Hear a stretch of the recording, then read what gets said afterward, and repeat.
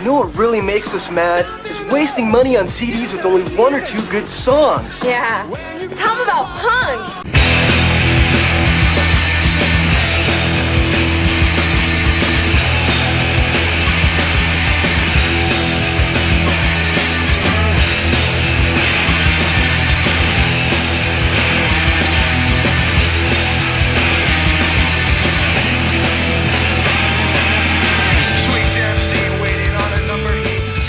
What's up, posers? Welcome to Punklottopod. I'm your co-host, Justin Hensley. And I'm your other co-host, Dylan Hensley. And this is the show where we choose 1 year at random and select one punk, hardcore, emo, or punk-adjacent album from that year to discuss. No guests today, as has been the usual lately, thanks to scheduling and school and work and all that fun stuff. But I think my next semester is going to be a lot easier because I only have the one class. So I think, and that's on a Monday, so it really shouldn't be a problem. So we could potentially start having guests again, more regularly at least. We'll see. Yeah. All right, Dylan's nixing the idea of guests. Okay. So. My show now. I say no guests. Yeah. So, if you head over to our Patreon for $1, you get access to all of our bonus audio. What do we want to do this week, Dylan? Have we done a chart for 93 yet? We have not. Well, we should probably do a chart. Yeah, We'll do a I looked chart it up. We did a starting five back when we were forcing a rotation. Yeah, which was a bad idea. Because it wound up not working. Because then we were like, oh, yeah, I don't have time to do that one. Yeah. What can we do that's really easy? So we're going to do the charts. If we have not done a chart, we will do a chart dive first. And then in the future, we will scramble for other ideas. Yeah. We could probably start throwing in I'm listings more frequently if we just make the time frame a little smaller. But yeah, we may wind up leaning on those a little bit more. Yeah, that's patreon.com/punklottopod. If you were interested in supporting us in the $10 bracket, that means you get to choose what album we do an episode on. So you'd sign up for 1 month at $10 and you'd get an album. If you stayed signed up, you'd get an album for every month you stayed signed up. So if that's enticing to you, you get to choose what we listen to every month going forward. We are on all forms of social media, Instagram, Twitter, and Facebook at punklottopod. Send us some feedback, send us some messages. We usually respond to everyone. We actually got a good response to our Frodus episode the other day that I wanted to share with everyone. A biggie. Let's see, who actually tagged him in this? There's a reason why he became aware of this. But Shelby Cinca DM'd us about our episode on the Frodus album, and we washed our weapons in the sea. Was it Brian who tagged him in it? Because he was asking a question?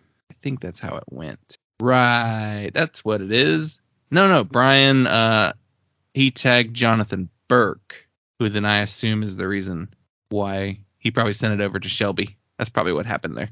But, yeah, so Shelby sent us a really awesome DM, kind of like laying out a few things that we had questions about. So I'll just basically read it.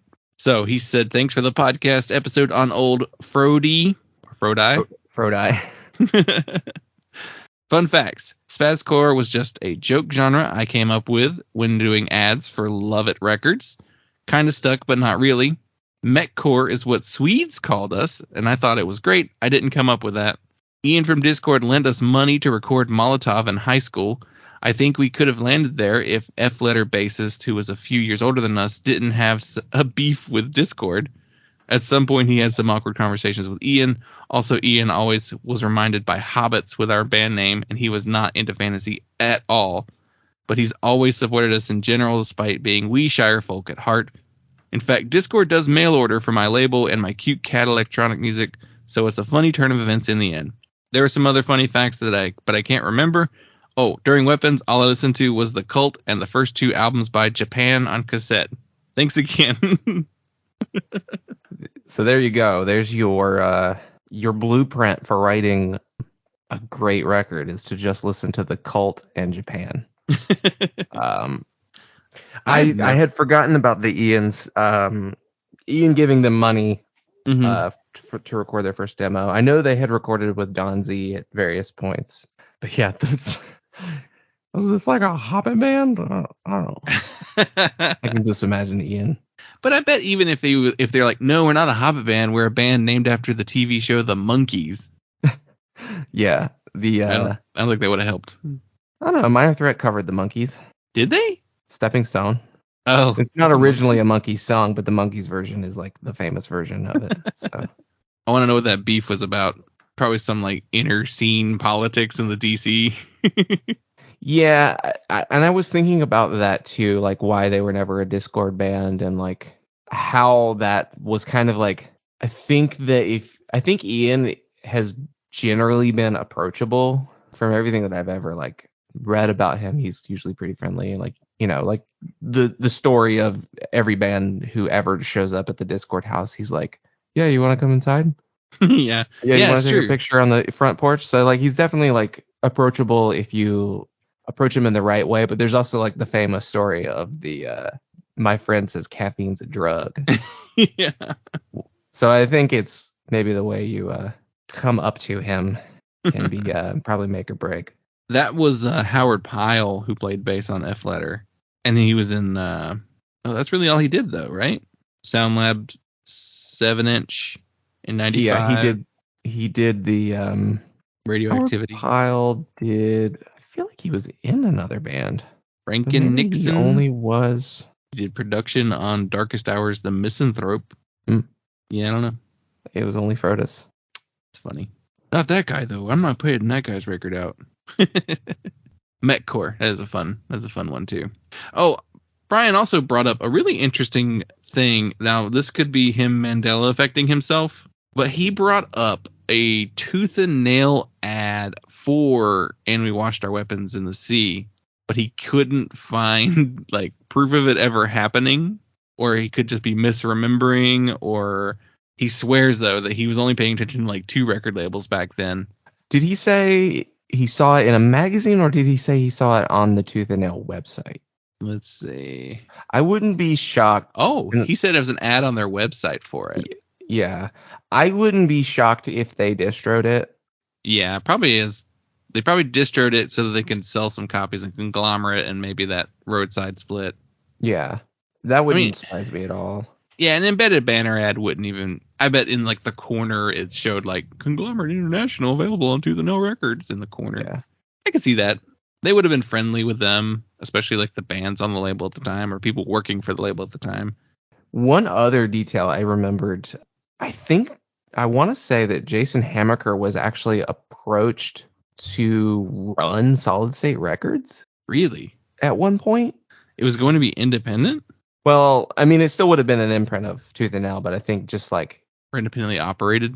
I don't know if they approached him to be like, president of the company, or like, or just like an A&R person specifically for Solid State. Yeah, I want to say that would most likely be in an interview that he would have done, a podcast interview with. He's done a few, and Shelby has done a few podcasts. I want to say maybe As the Story Grows. Oh, that makes sense. There's been some pretty in-depth interviews on it As the Story Grows. For a while there, I thought they were doing the best like long-form musician interviews. Yeah. I would highly recommend listening to that. There's a Shelby one and a Jason Hammaker one too. And I know Jason has done. Did he do Billy Powers' podcast at one point? Probably. Maybe Shelby did that too. Turned Out a Punk. Yeah. Jason Hammaker's been on Turned Out a Punk. I definitely recommend the As the Story Grows ones with Jason and with Shelby. They're both really informative if you want to learn more about Frodis, and probably can line up some of the things I might have been misremembering. Or there's lots of good Frodis content. Yeah. So much really so that we're talking about it 2 episodes in a row. Yeah, there are lots of really good interviews with all of them. Nate Burke's done a bunch too. Mm-hmm. But yeah, so yeah, just a little follow up with the messages there. And if you're interested in our voicemail line, 202-688-PUNK, we received some more laughing clips from our Madball mystery caller. And these are actually kind of big, obvious ones that I'm surprised we didn't catch before. So our first one, Our first one comes from the Dead Kennedys on their album Frankenchrist, and A Growing Boy Needs His Lunch at the 4-minute and 17-second point of the song. The song is so long.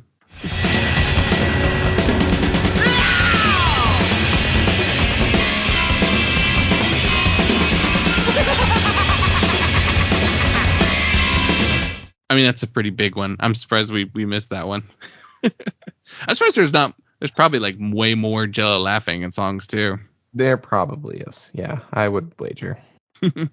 And our second one, this one's off of Oh No, It's Devo and the song Peekaboo. Ah, ha, ha, ha. I feel like I mentioned that one. Did I not mention that one? 47-second mark.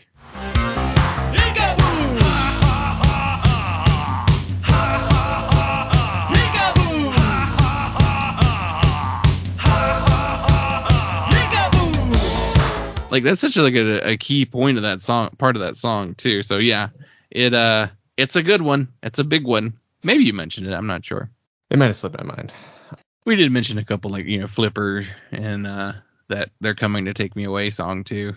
But yeah, if you got more laughing songs, send them our way. We're collecting all of them. 202-688-PUNK. And that's it, I think. I think that's everything. We've dilly-dallied around enough. So for this episode, I was looking at years that we've covered and trying to think of what we should talk about. I was like, man, those 70s I sure don't want to talk about. Because we've talked about so many of them. And they're not very dense years that it's like, let's just save those for guests. The 80s, I'm not super thrilled to talk about right now because of my Dance of Days 1986 project. Just a lot of redundant ground I'm going to be covering there. So I definitely want to save those for guests. 2010s, nobody cares. We pick albums from that decade and nobody wants to listen to us talk about them because they're too new, apparently. I still think that they're not that new. Yeah, but early 2010s, I mean, come on. Whatever it is, people don't care. They don't want to reminisce about something that they were already adults for, I think is what it is. Yeah, they don't want to remember or realize or have it presented to them that what feels like 5 years ago was 10 years ago. Yeah. So the 90s and the 2000s are our bread and butter when it comes to people listening to those. So I went through and I was like, okay, what's the year from the 90s we haven't done the most recently? Because we just did the 2000s on the last one. So I went with 1993. And before we get into the album that I actually selected, let's look at a couple of the other ones that came out that year. So previously, what we have discussed from 1993. Previously on X-Men. The X-Men animated series was airing in 1993. It was. Probably season 2 by that point. We previously covered Seaweed's album 4 alongside Babes in Toyland's Painkillers EP. Way back in episode 45. Oh, okay. Not as far back as I thought it was. Then we did Breaking Things by All with Dave Brown, which I think is the first time we ever talked to Dave on the show. Then we hit How to Clean Everything by Propagandhi with Drew from Dry Socket. That was a really fun episode. I was glad we did that one. And then we did Get Fired by Smoking Popes with our good friend Steve from the Rogue One Radio. So Radio Unfriendly as well. That's his other show. The 1993 we've hit a couple times. That was a Patreon sponsored episode. So a little different context there. But what was going on in 93? Well, let's see. The Spaghetti Incident by Guns N' Roses. The most not punk record on this list. Why is that on here? Also, you said it wrong. It's The Spaghetti Incident? Because it's got a question mark at the end. And it's in quotes. I don't know what's going on with that album cover. What was on that record? Nothing. I don't recognize any of these songs. No, it's a bad record. Is it covers? New Rose is on there. Raw Power. Yeah. Hair of the Dog. Hair of the Dog. Attitude. That's why it's on here. It's them doing covers, and there's punk covers. Gotcha. And that makes so much more sense why it's on this list now. Well, then that was our excuse to talk about a Guns N' Roses record on the show. Yeah. We don't ever really have to do that. The most important records of this year, we can debate the punk credibility, but I think it's certainly up interest to punks. There's at least a few records that are, not really punk, but punk adjacent that are very high on this chart, actually like 1 and 2 on the Rate Your Music chart, that I do think are worth mentioning. In Utero by Nirvana obviously it's a huge record. And then Rid of Me by PJ Harvey. I think that's worth talking about PJ Harvey. I feel like she's not properly rated in terms of really what she does, and I guess in rock music. I've listened to that record. It's good, or at least most of that record. It's good. I would recommend it. She has a second one that year, but it's demos. It's let's see what it's called. I think it's called like 4-track demos. Yep, that's what it's called.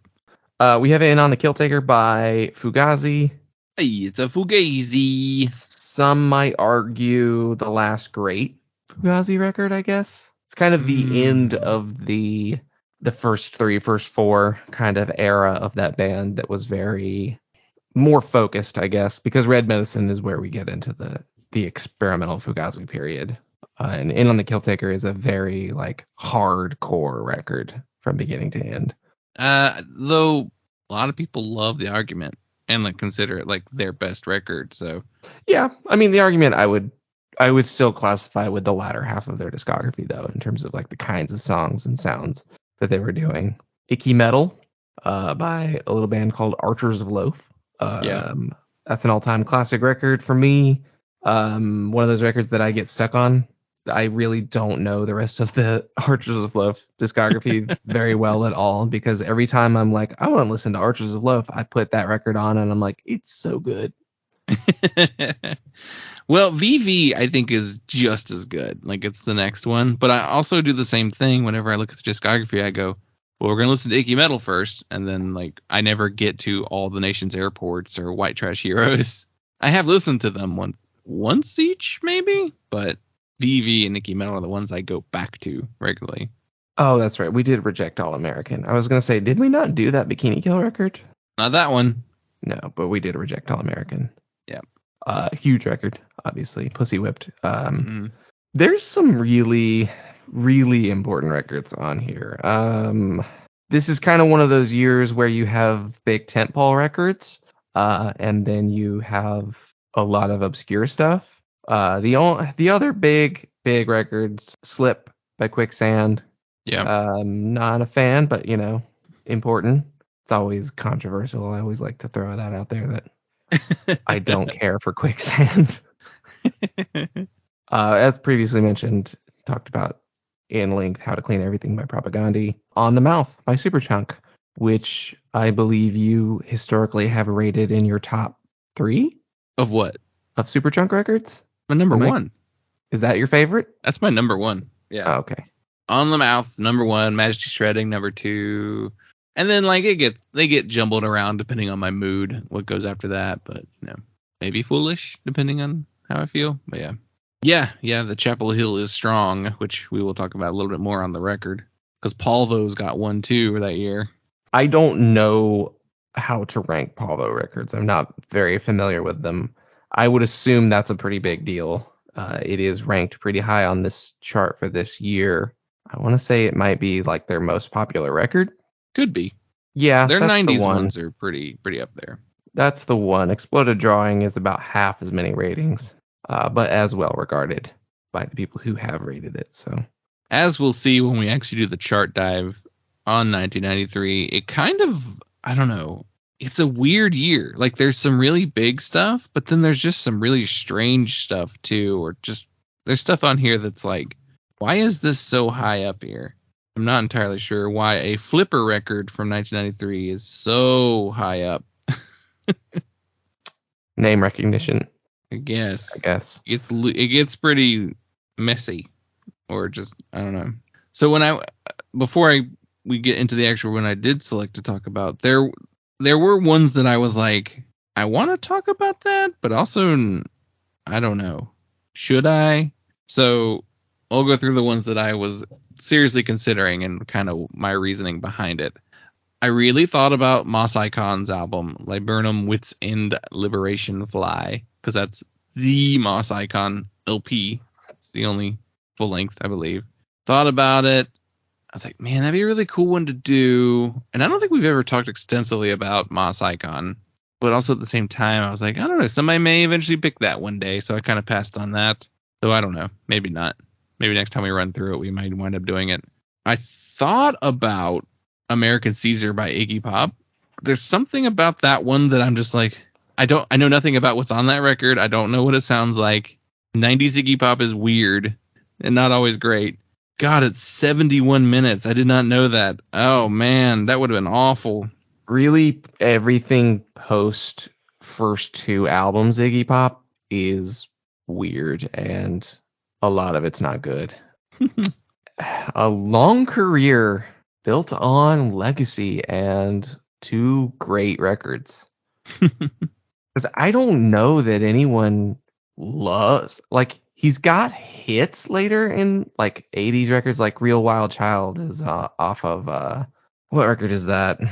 That's Blah Blah Blah. Blah Blah Blah. Yeah. So a mid late 80s Iggy Pop record, which had a bunch of singles, but well, Bowie produced that one too, didn't he? Yeah, co-produced by Bowie and David Richards. So yeah, I don't know why American Caesar was so like high up there. I've heard Brick by Brick, which is the one that came out right before, and it's got some good stuff on it, but overall as an album, it's not very good. But there's good songs. Yeah, that tends to be the case with a lot of his records. Yeah, Brick by Brick is the one with the who did that album cover? Clowes? Yeah, Daniel Clowes. Clowes? Yeah. I never know how to say his name. CLOWSC. And that record has like Slash plays, guitars, and Duff McKagan's on there, and Kate McPherson from Waddy Wachtel's on there. Yeah, Candy was the single off that one, which is a good song. I was looking at Let's Knife by Shonen Knife, but it's one of those YouTube core records, so like you'd have to go watch it on YouTube to listen to it, unfortunately. It is a really good one, though. Yeah. I've heard that record before. I toyed with the idea of the John Spencer Blues Explosion because I don't actually know what they sound like. And I'm really glad that you didn't, because that would have been a slog. I think I started that record before and was like, I'm done after like 2 songs. British blues punk. John Spencer is the bell bottoms guy. Is the guy who does that song at the beginning of Baby Driver. Yeah. The now twice problematic film. Who was the second one? 2D Bags. The lead, Ansel. Oh, is he bad too? Yeah. Well, Jamie Foxx has accusations too, so that's that's just like an all around. His never like stuck though. And John Hamm, not great, but not like anything like very pointed, just like shitty marriage, alcoholism kind of like deal with him. But yeah, typical rich Hollywood guy. Yeah, and I think he's better now that he's sober. John, stop taking pictures of my penis, Ham. In case anyone has never heard that story, apparently he freeballs it all the time, and stop wearing sweatpants in public, dude. he's gray sweatpants in it. So. I thought about Fishbone's Give a Monkey a Brain, He'll Swear He's the Center of the Universe. I want to do a Fishbone record, but I want to do the right Fishbone record, because there are some tough ones to get through. A lot of them are tough to get through. Yeah, what's the Fishbone record? There's maybe like one Fishbone record that's like 2 Fishbone records that are like Truth the and ones Soul. to do. In Your Face. Yeah, I wouldn't even say that's one of the ones to do though. Reality of My Surroundings. Yeah. Give a Monkey a Brain is rough. I have started that one and I stopped because it was the 3 or 4 songs. I was like, I don't like this. I like parts of this, but I don't think I'm going to listen to this whole record if this is how every song is. I have listened to this album all the way through. It's 64 minutes long. There are maybe 5 really great songs on here. Like genuinely, truly great songs. But then you have songs like Drunk Schizo, which is not easy to get through. I almost picked Superstar Car Wash by Goo Goo Dolls, but I kind of talked about them recently, so maybe later. That's a pretty good record. Yeah, it'd be a good one. But it's also like not that punk too. Yeah. And let's see, what's the last thing I thought of? We We've done the Muffs discography before, so I didn't want to do that one. There's a Leatherface record, but we've talked about them a lot. There's a Snapcase record, Looking Glass Self. We've talked about that a lot. Born Against. There's really good stuff. Yeah, there is. There's really interesting stuff. But we... Yeah. What? The last one I could have been real mean and picked Iceburns Hephaestus. Oh, weird. Let's do an Iceburn collective. There's only 4 tracks. How long are these tracks, though? Let's look that up real quick. I don't think Iceburn's on Spotify either. I could be wrong, though. Oh, they are. And this album is. Oh, there's a lot of... Oh, I see. There's 28 tracks on here on Spotify. I think it's one of those records where they have movements. Yeah. One of those bands. Yeah. Track listing is A, B, C, and D, which means it's whole sides. Is it a double LP? Yeah, I bet it is. Why did I didn't mean to rate it. Yeah, but I was like, I don't know. That would be too hard. If we were worried about Fishbone being rough, this one would have been even worse, I think. But okay, let's talk about the one I actually did pick. So I have 1993, and I selected The Problem With Me by Seam.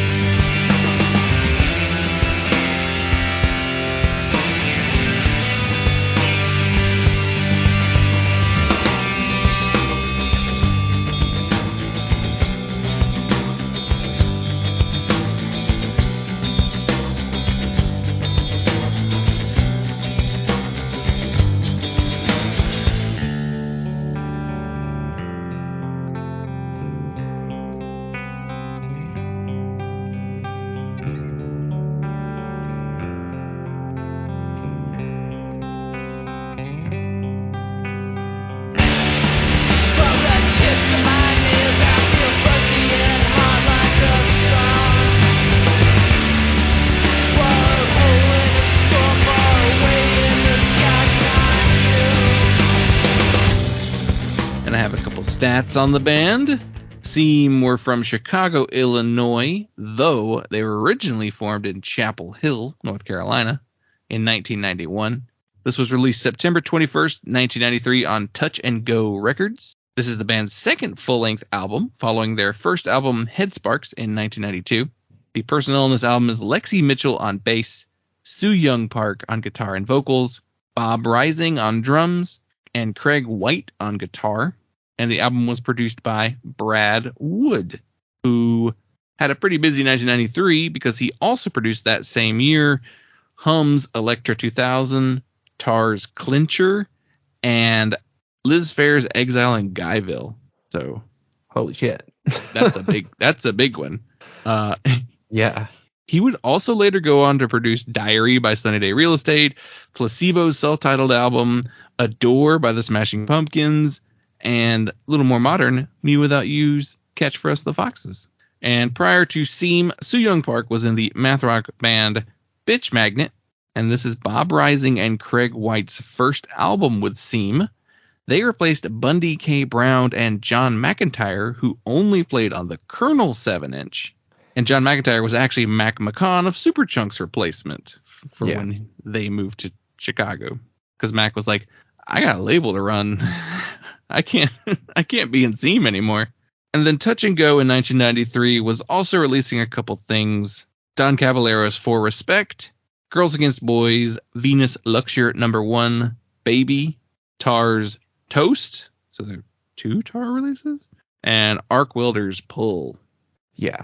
That Arc Welder record's great.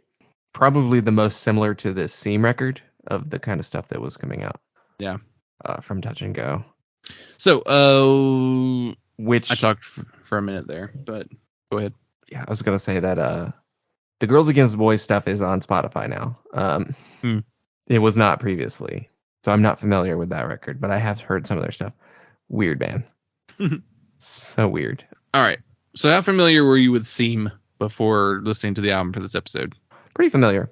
I have listened to this record. I have listened to their first record.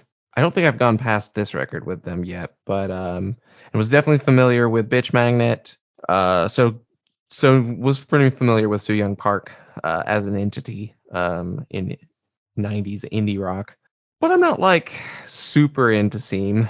I haven't listened to this record like maybe like 2 or 3 times, but I have listened to it somewhat recently because I did 1993 last year. So I did listen to this last year pretty recently. So this was more familiar than some records we do on this show, but obviously not like, an all-time favorite or anything like that. So I don't know that I've ever finished a Seam record before.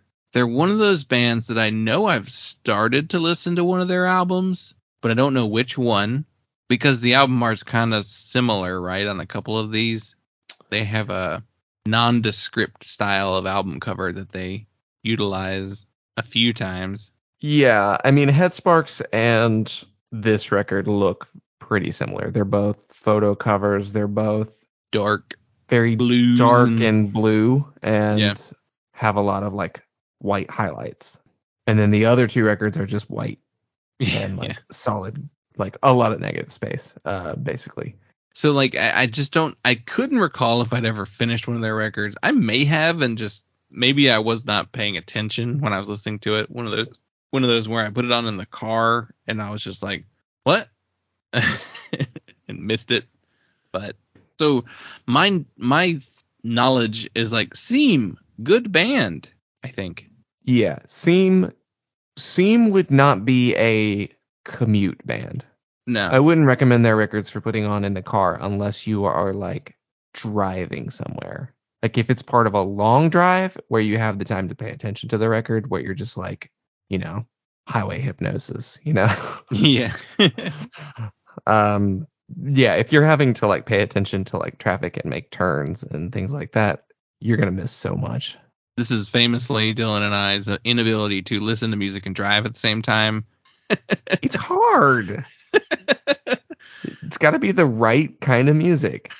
I don't remember who we were talking to about that, but it was Chris from Big Nothing. We were talking about oh yeah, Sonic Youth. Hating Sonic Youth because we kept listening to them while we're driving. Yeah. It's like, oh, this is way better if you pay attention to it. So to me, Seam, I'm like, yeah, it's that other band that Mac was in and the Bitch Magnet guy were in. Like they're not the band that those 2 musicians are going to be most famous for.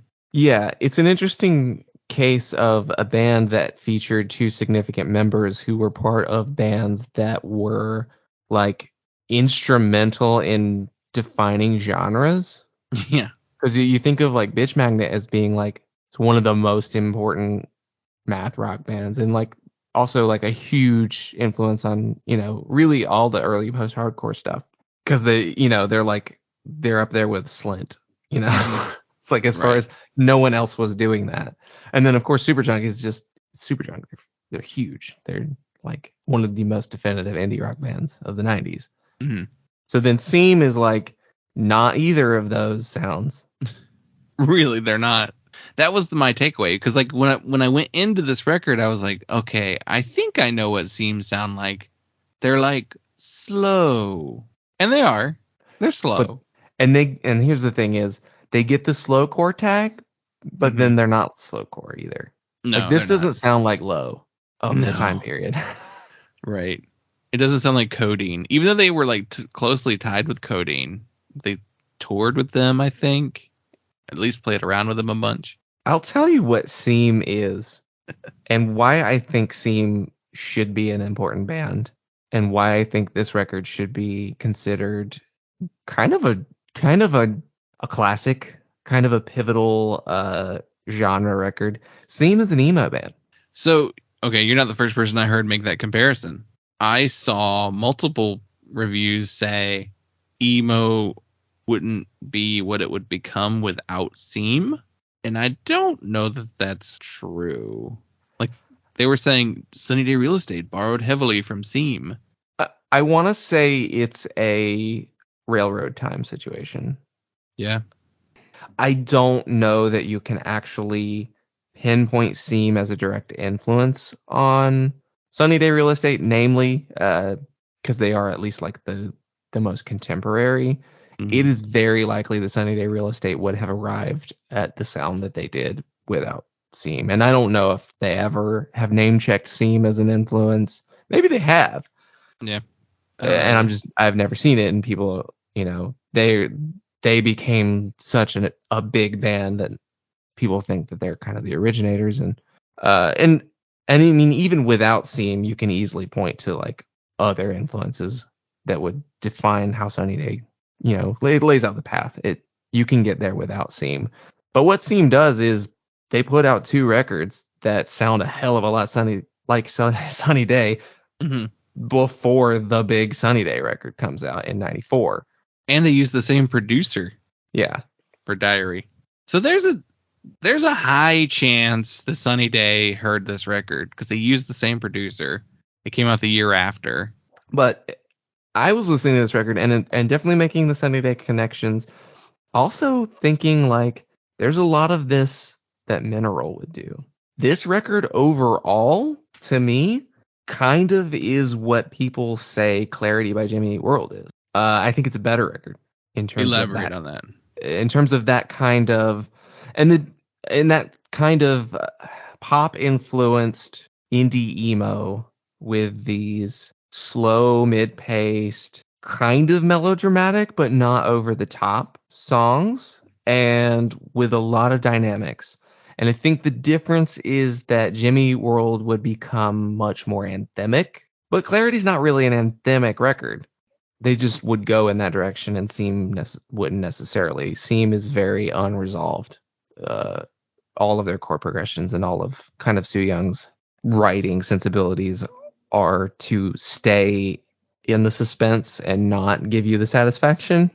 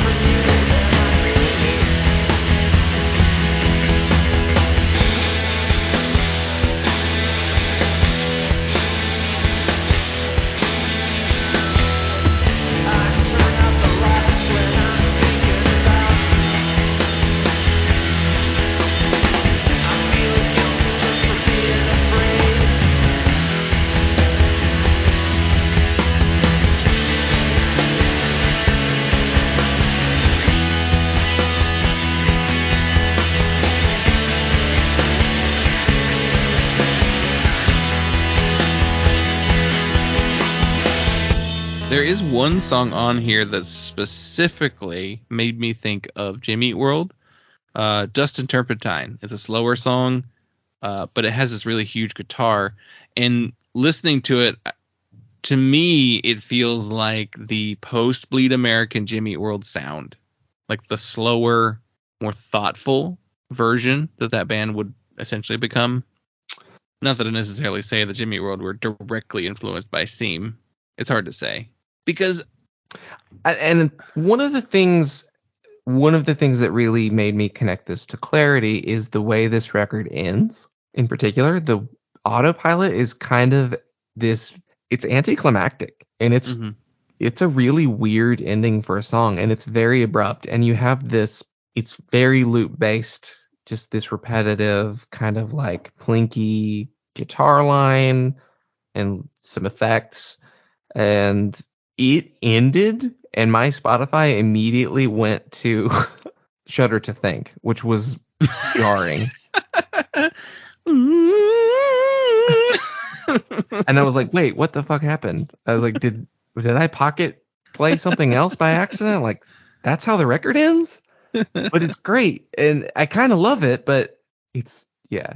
I also connect this record massively, and this is where the math rock and maybe what Soo Young Park is known for ultimately in the way that it shows. I connected this with Roadside Monument a ton, and even Chavez, and like some of the like the San Diego kind of like Boilermaker, even like the San Diego emo stuff, emo core stuff of this time period. Like Moss Icon's kind of a fair comparison. They're like the more angsty and noisy side of this, but in terms of like song structure, they're very similar. I did see another article, or it was like a review of the record way later, that said Death Cab for Cutie was very influenced by this record. Extremely. You think so? That was, yes. Oh my God. That was, and especially Autopilot, that is almost like an early Death Cab song. Like, apparently I don't know shit about Death Cab, because everybody says Death Cab sounds like something else, and I've always been like, huh? What? And especially early Death Cab, when the vocals are especially like just kind of mumbling, talk singing. That's very similar to Soo Young's vocals. Yeah, I got tons of early Death Cab on this, and I was not expecting that going back into this, because the last time I listened to this record, it had been a really long time since I'd listened to any Death Cab, and then I was listening to like Plans earlier this year, and I was like, why do I know all of these songs so well?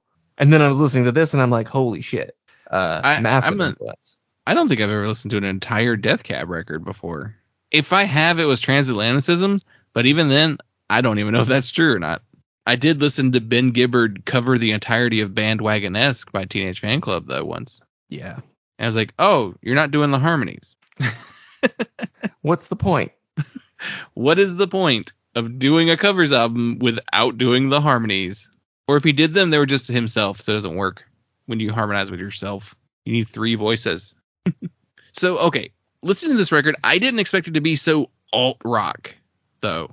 There was, like, you're leaning on the emo stuff, and I was anticipating the more indie stuff. Like, I was like, oh, we're going to get more like a Polvo record. But listening to this, I was like, why is there so much Smashing Pumpkins on this record? Now, it could be that they were in Chicago at the same time the Smashing Pumpkins were blowing up, in the midst of blowing up. I saw a few comparisons that said there's a Mayonnaise, like the song Mayonnaise-esque sound to some of these tracks. And Siamese Dream would have come out in 93 too, so there's probably a good chance that they were. I think they were tied in too with them. Maybe whoever would book them with Smashing Pumpkins. Now I want to see if there's any Seam Smashing Pumpkins flyers. I guarantee there is, though.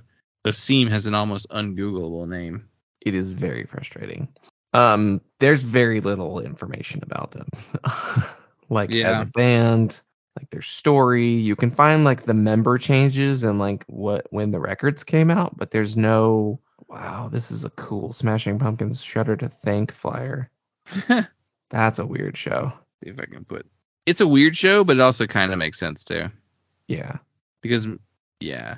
I wonder if you can put in like 1993, 94. Yeah, I don't know. Chicago area.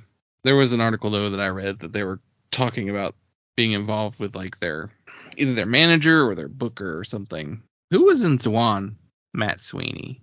It was David Pajo Slint. That's what I was thinking. Yeah. That was the connection there. Yeah. And Matt Sweeney was in Chavez. Yeah. And Guided by Voices. But throwing back to the alternative rock, like the first, let's see, the first 2 tracks, Rafael and Bunch, are like the most 90s alternative rock songs on the album. They are there's like a riff that like all the alternative rock bands played at this point, and it's this just kind of like, I don't know if it's a specific riff or if it's like the riff combined with a tone that they have, but like they all do it. They all have this sound, and you hear it on those first 2 songs especially. It makes me very nostalgic for the 90s. I'm trying to think of what the riff is. It may be more of a tone than a specific riff, but there is a certain kind of like 90s alternative guitar playing that is like trying to be a riff without trying to be a riff. Mm-hmm. Like trying to sound like a riff you've never heard before. And then you all wind up using that same riff. You all kind of, wind up accidentally and landing on the same idea because you're trying to not do like, a hair metal riff or like, 70s rock. You're trying to do something different. Yeah. I don't know I can't pinpoint it exactly, but it is the alternative rock, not necessarily the grunge, the more just alternative rock that was coexisting at the same time as grunge. Because I don't hear Nirvana or Pearl Jam or Stone Temple Pilots on this, but I hear the bands around those bands. So I guess we could say if we liked it or not. I think we've gone a long time without saying that. I thought this record ruled, and I think that I knew that Seam were good, but didn't ever remember that they were good because I listened to this whole thing and I was just like, that's a great song. That's a great song. That's a great song. To me, like the worst song on here is the last, just because like what you were saying earlier, it's just like this, it's just kind of repetitive thing that goes on and on and on and on again. It's probably my least favorite track on the whole thing. 37-minute album. It's 9 tracks. There's a 5-minute song on here. 6 minutes. Road to Madrid is 5:59. Yeah, I mean, yeah.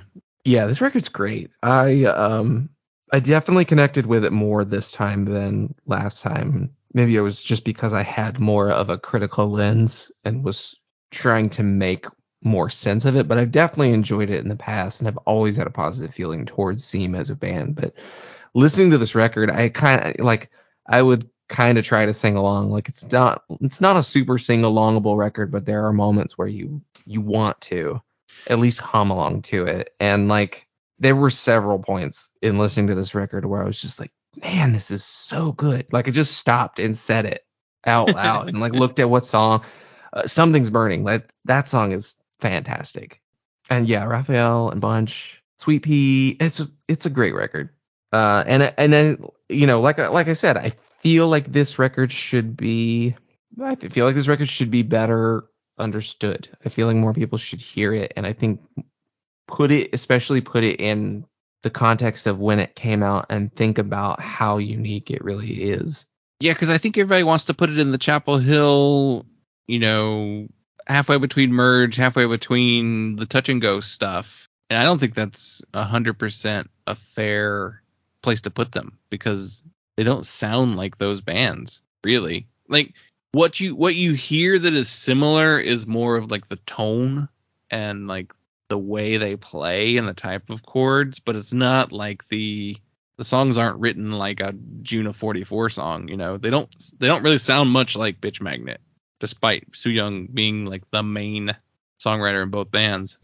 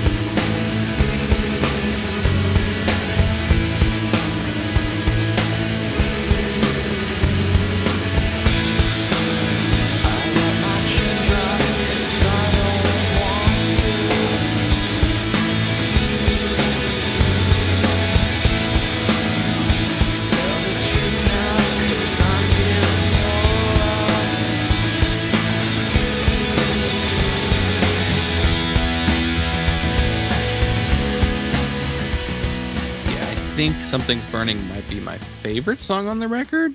Either that or Bunch or Road to Madrid or Sweet Pea. Like I like the more energetic songs, but there are some really great slow songs on here too. Something's Burning is fun because it has the rhythm section is real bouncy, but the guitars and lead vocals are just a lot more like the slower tracks. So it's this weird kind of like, it has an energy to it that the other songs don't have. You probably didn't notice that. So when I listened to the Wildcat, though, there was something going on with like the back half of the song, though, that made me think of the Tennessee era Lucero too.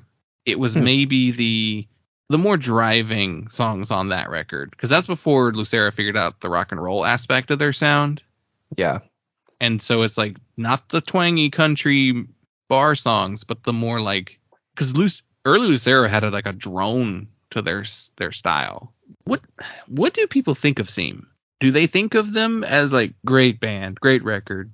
I feel like I've only ever heard them spoken of in super positive terms, but also not talked about very much. Most people don't talk about them. I think that there's just limited exposure for them. And I think it definitely has a lot to do with like what scene they came from and what scene they were a part of and the timing of this record. And they were not like a super active, super busy band after this point. Yeah. And then they disappeared. And I mean, they broke up, ended, and Soo Young basically didn't do anything else. I want to say he played in something much, much later and then did the Bitch Magnet reunion shows. And even then he was like, he didn't even really want to do the Bitch Magnet shows. He said that he half drunkenly agreed to it because he met up with the other members after, I think he said like they went out for drinks after work and they convinced him to do it. And then he was like, oh, now I have to relearn all of these songs. He's like a software engineer or something. Yeah, he went to school for like computer engineering or something like that. I did manage to find like an old Billboard interview that they did around, what was it? Okay. Glacier? What was that record called? The Pace is Glacial. Yeah. So it was like a Billboard from 98. And they were talking about, there's a little bit, one thing that you were talking about in our conversation before we selected it, you were saying there's not a lot of information out there, and you were like, it's because there's not a story. And there is a story, but it applies more to the other records they put out. The story is, so Lexi Mitchell and Soo Young were a couple in the beginning. Like, they went to college in Oberlin with Liz Phair, which I find that very funny. They were classmates of Liz Phair. But they were a couple there. They formed Seam. They were a couple until 1994 while they were on tour in Europe when they split up. And I think the tour ended. Like, it was one of those kind of breakups where they're like, they couldn't just finish the dates. They just were like, all right, we're done. We're going home. Like that kind of tour. And so then Bob Rising and Craig White, they don't come back for the next record. They're gone too. Are You Driving Me Crazy came out in 1995. And at some point, he went to Korea. Yeah. And that's where he met his next guitarist, I believe.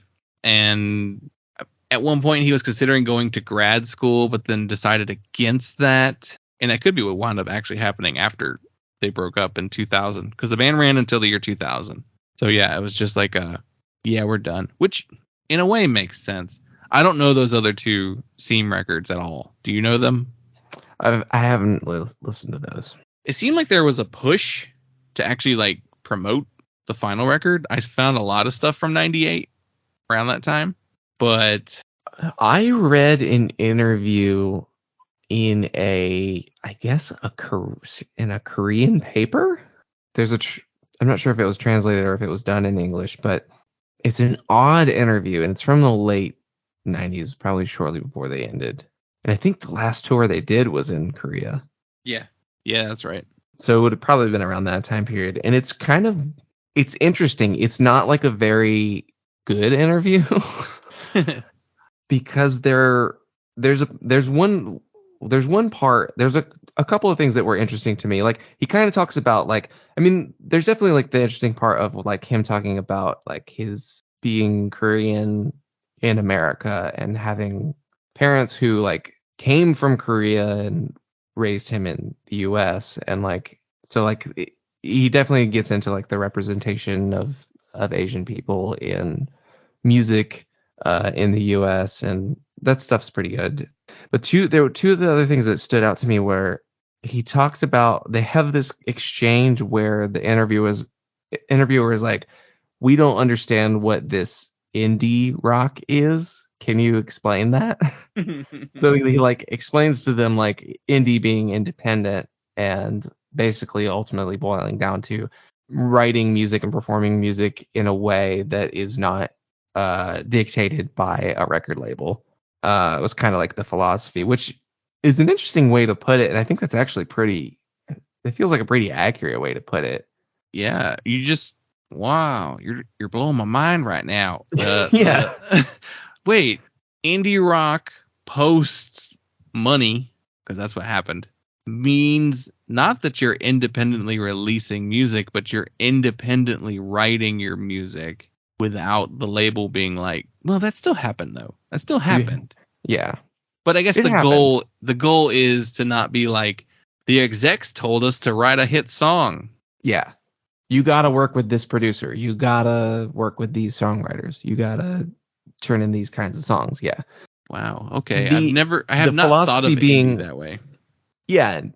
I've always thought of it in terms of like monetary. Like I've always thought of it in economic, like, you have gentlemen's agreements with independent labels and, you do 50-50 splits on it, as much stuff as possible. And, you I thought of stuff yourself. And I always thought of indie labels as just being like, it's a record label not owned by a company, just owned by a person or peoples. Yeah. Or just like small LLCs, if anything. Like they're not part of an international conglomerate, There's no parent company.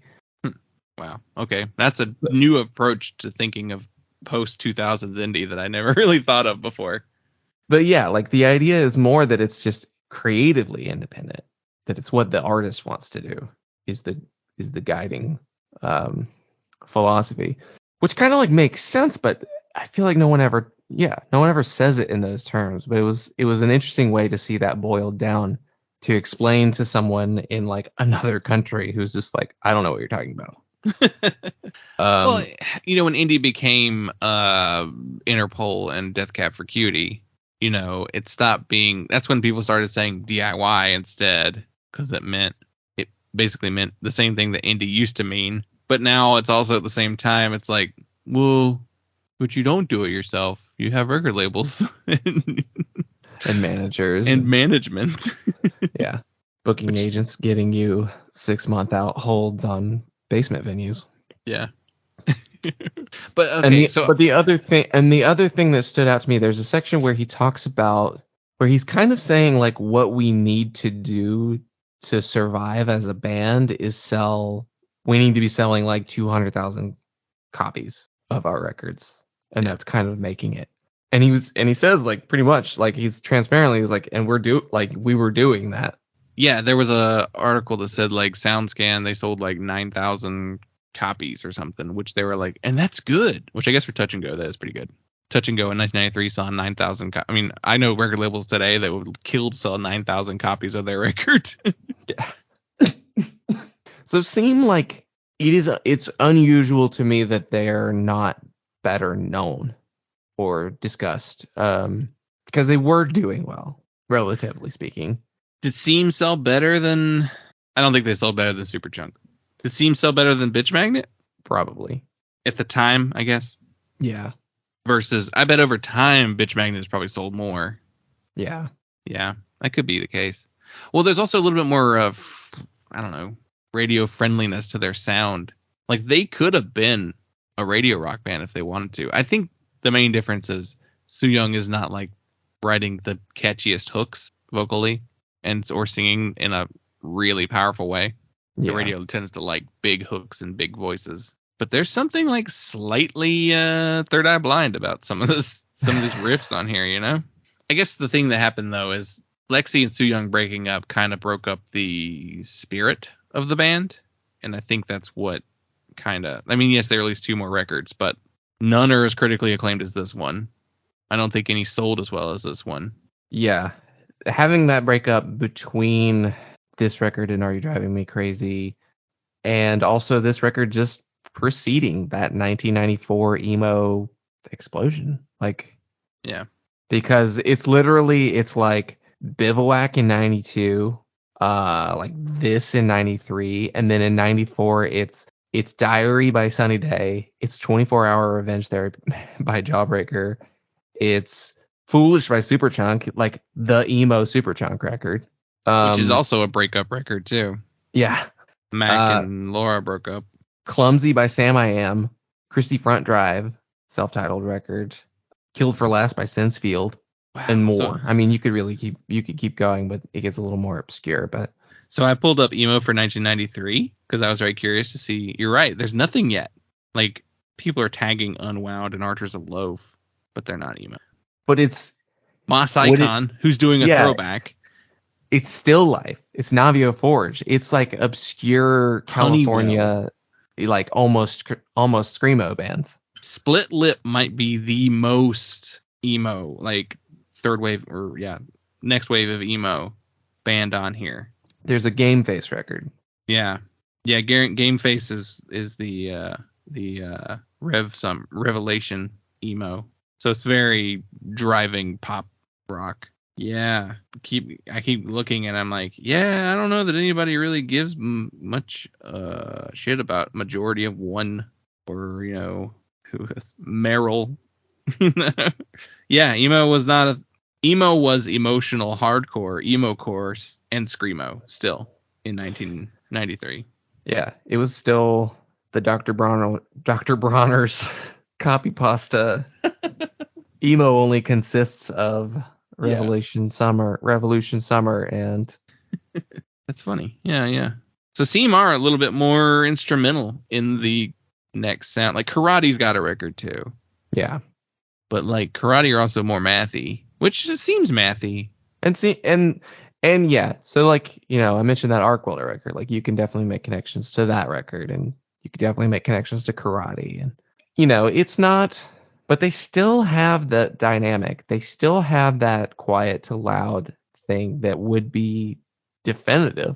Like Sunny Day Real Estate's like, that's exactly what it is. It's kind of these plinky little guitar lines, and then you have the big chords. Yeah. And Seam does that. But they don't have the vocal performance. They don't have the theatricality. They don't have the anthemic thing. Yeah. I would be very curious to see if Sunny Day ever cited Seam in any way. I wonder if the comparisons were there, though. I Googled Sunny Day Real Estate and Seam in parentheses so that you got, like, specifically pages that reference it. And I pulled up a Sophie's Floorboard. Good old Sophie's Floorboard. They make the comparison, but I don't think it's a reference. Yeah. And is that even them or someone in the comments? Yeah, it's somebody in the comments just saying Seam, definitely. So I don't even that could mean anything. Yeah. There is a tape op interview with Brad Wood where he talks about Seam. Yeah, that makes sense. Thing is, the word Seam, very hard to Google. Because I got Discogs descriptions with split seam on the Sunny Day Real Estate record. Is it underrated? It's pretty well regarded by the people who've listened to it. Oh man, this is gonna give me so much. I'm gonna pour over this tape op record or interview. He says there's a part where they talk about stripping away the drums. He says, I did that with Seam for a couple of albums where I would record the drums in the lounge with 4 microphones. By the time we got around to the last Seam record that I did, the drums were back out in the big room with lots and lots of mics. Man, a small room with 4 microphones. Uh-oh. That's a drum sound. It's a good one. Definitely, yeah. Ultimately, very underrated record. So underrated despite it having a pretty high rate your music for this year. It's well rated on that website. Now it is a website for nerds. It is still a nerd. It feels like this is a nerds band. Like, yeah. I don't know. I can't think of people that I know that have posted about Seam on the internet or talked about them. Any Seam references I can remember prior to the last little bit of time were, did you ever hear that other band Mac was in? Like, that's my reference for Seam. Yeah. The Mac from Superchunk played drums in that band. Cool. That's not what I want to hear Mac McCon do. I don't care that he can play. I mean, it's cool he can play drums, but that's not why I listen to Mac McCon's music. Yeah, I don't think of him as a drummer. The drums that he recorded with Seam are probably the most notable drumming performance. Unless he played on like a Portastatic record or something like that. But then you almost just kind of expect it because it was just him anyway. Yeah. Let's see. It's got 1,800 ratings on Rate Your Music, a 3.66, number 127 for 1993, and number 6,646 overall. Yeah. It is a Nerd Band's website though, so you have to kind of take that into consideration. That, and you have to go, well, how many listens do they have on Spotify? There we go. That's a number. 16,000 monthly listeners. Yeah, pretty good. Yeah, pretty good. What other contemporaries got? Codeine, 29,000. Chavez, 12,000. Silkworm, 8,000. Bitch Magnet, 3,000? Whoa. So Seam is way more popular than Bitch Magnet. Shipping News have 8,000.